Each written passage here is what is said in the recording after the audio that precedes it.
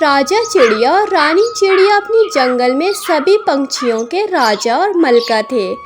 راجا چڑے اور رانی چڑیا کا بیٹا فوت ہو گیا تھا تو رانی چڑیا تب سے اداس رہنے لگی، بالکل چپ۔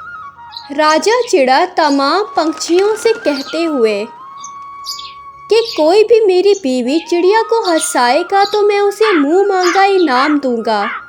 تمام پنچھی اپنے اپنے ذہن میں لطیفے سوچنے لگے کہ مزاحیہ لطیفے سنا کے رانی چڑیا کو ہنسایا جائے تاکہ رانی چڑیا نارمل روٹین میں آ سکے۔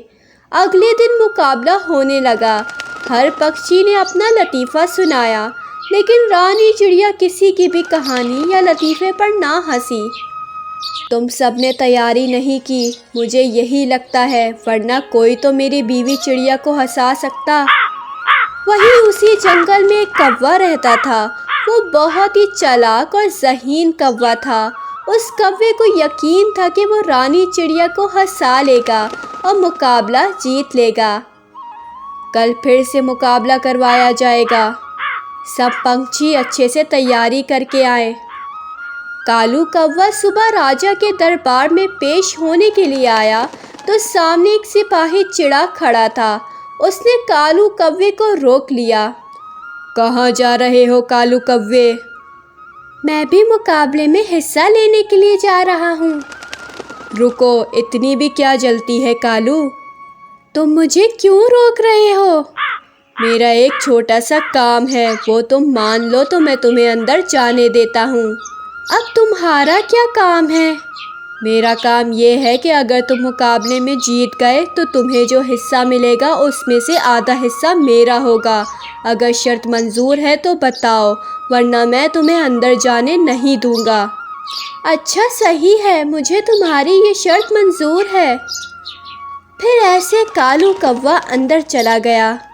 راجا چڑا میں کوئی لطیفہ یا کہانی نہیں سناؤں گا، بلکہ میں ایک کرتب دکھاؤں گا۔ کیسا کرتب؟ میں اپنی چونچ سے گدا اٹھاؤں گا۔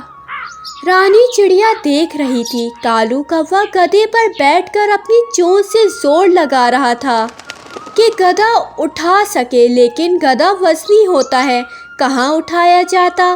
یہ دیکھ کے رانی چڑیا زور زور سے ہنسنے لگی۔ بولو کالو کوے، تمہارے لیے کیا انعام پیش کیا جائے؟ تمہیں کیا انعام چاہیے؟ راجا سلطنت، مجھے اپنے قید خانے کی جیل میں قید کر لو ساری عمر کے لیے۔ کالو کوے، یہ کیسا انعام ہے بھلا؟ تم تو میرا تخت بھی مانگو تو میں تمہیں راجا بنا کر اس پر بیٹھا دوں۔ نہیں راجا سلامت، مجھے میرا انعام قید کی صورت میں چاہیے۔ راجا چڑا کافی سوچنے کے بعد، چلو اب کیا کر سکتے ہیں اگر تمہاری یہی مرضی ہے۔ راجا چڑا اپنی وزیر چڑے کو بولا، اسے قید میں بند کیا جائے، لیکن اسے کھانا اچھے سے اچھا بھیجا جائے۔ ٹھہریے، میرے انعام میں ایک اور حصہ دار بھی ہے۔ اور حصے دار کیا مطلب؟ آپ کا سپاہی چڑا، اس نے مجھے دربار میں آنے کی اجازت اسی صورت میں دی تھی کہ میں جو انعام جیتوں گا اس میں اس کا بھی آدھا حصہ ہوگا۔ جاؤ سپاہی کو بولو کہ راجا بلا رہا ہے۔ وزیر جلدی سے اڑا، سپاہی کو بلا کے لایا۔ یہ میں کیا سن رہا ہوں؟ تم پنچھیوں کو اس شرط پہ اندر آنے دیتے ہو کہ تمہیں آدھا انعام ملے؟ مجھے معاف کر دے سردار، مجھ سے غلطی ہو گئی، آئندہ کبھی ایسا نہیں ہوگا۔ نہیں، تمہیں آدھا نہیں پورا حصہ ملے گا انعام کا۔ سپاہی چڑا من من میں خوش ہو رہا تھا کہ پتہ نہیں کیا انعام ہوگا۔ تمہیں معلوم بھی ہے کالو نے کیا انعام مانگا؟ نہیں بادشاہ سلامت، اس نے عمر بھر کی قید مانگی ہے جو کہ اب اس کے بجائے تمہیں ملے گی۔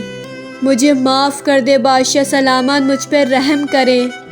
نہیں، وعدہ تو ہمیں پورا کرنا پڑے گا، اب انعام تو تمہیں ملے گا۔ وزیر، اس کوے کو لے جا کر قید میں بند کر دیا جائے۔ سپاہی کوے کو جا کر بند کر دیتا ہے۔